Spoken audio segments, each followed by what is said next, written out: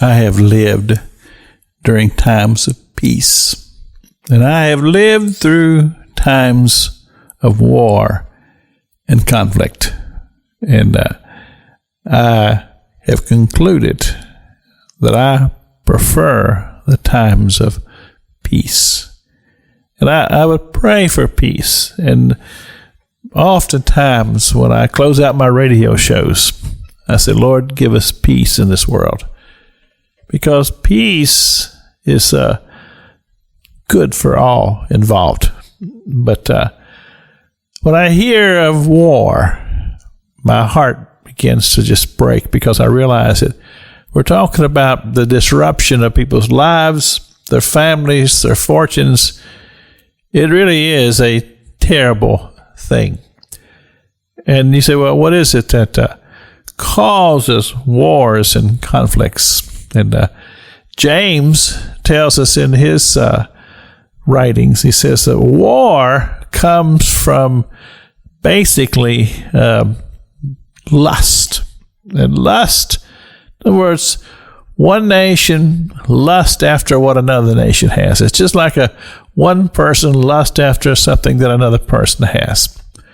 And that lust becomes so strong and intense that it causes a person to move against the other person or the other country, to try to take what's not theirs, and basically a dissatisfaction with the way things are in their own lives, and a quest for greater power and prestige.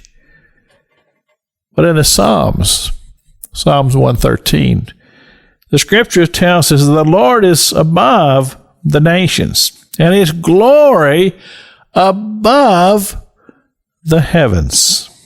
So when I think about war, and I think about the ugliness of war, then I say, Lord, I have very limited ability here on this earth.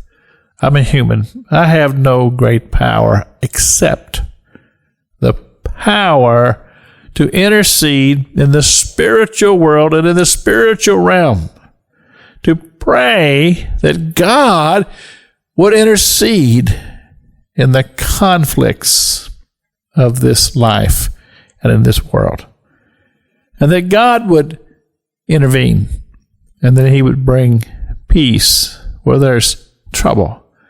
Because unfortunately, wars can extend for a very, very long time, often with very little success one way or the other than the carnage that it leaves behind. And again, I say, I find that to be very heartbreaking. I would love for the world to be at peace. And we know that according to Scripture, there will come that time when peace will come, when Jesus Christ establishes his kingdom and his dominion forever.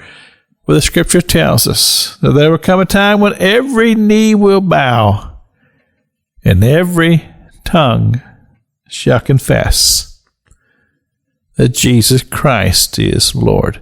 Thus the words of the psalmist, it says that the Lord is high above the nations, above the conflicts of this world, and his glory is all-inclusive.